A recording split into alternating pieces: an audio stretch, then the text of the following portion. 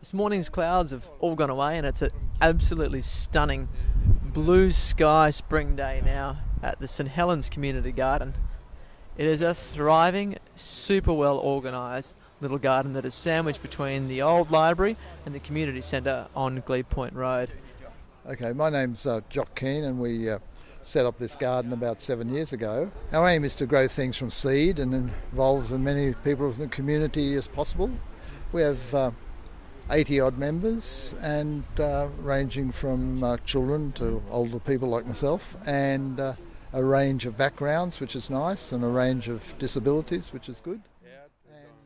As we walk around, we can see people who have come out of local businesses and houses and the community centre who have found themselves a perch and are having lunch in the garden, surrounded by the bees and the flowers and the beautiful smells. Most of it is just meeting people because we end up knowing so many people in the community, and it's not a fenced garden, so people come and enjoy their lunch here and pick some parsley or lettuce to put in their sandwiches, and that makes it good, and they also look after it in an indirect way, so it's been very enjoyable, just how much community spirit there is.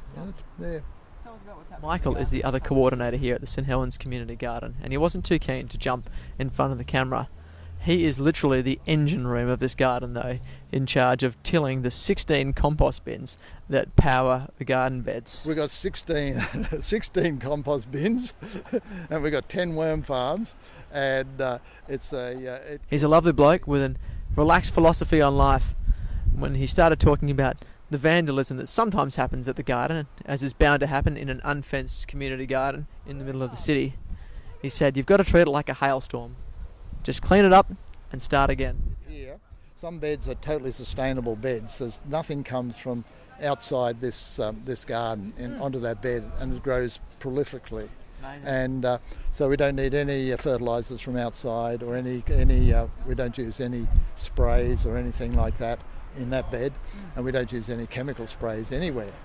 People who have only just arrived, we're surprised. You can say, "Oh, how long have you been in Glebe?" And they'll say, "Oh, 2 weeks." And we say, "Wow, how did you find us so quickly?" You know. So there are some people who've been living here more than 30 years, while others come along who are just renting nearby. They may even only intend to stay a while, but they want to join the garden and be part of the community. So it's a way for people to mix, I think, that's like nothing else. Yeah. You don't have to come every Sunday. We have no obligations in this garden. The only obligation is to be nice to each other and enjoy it, and don't get stressed.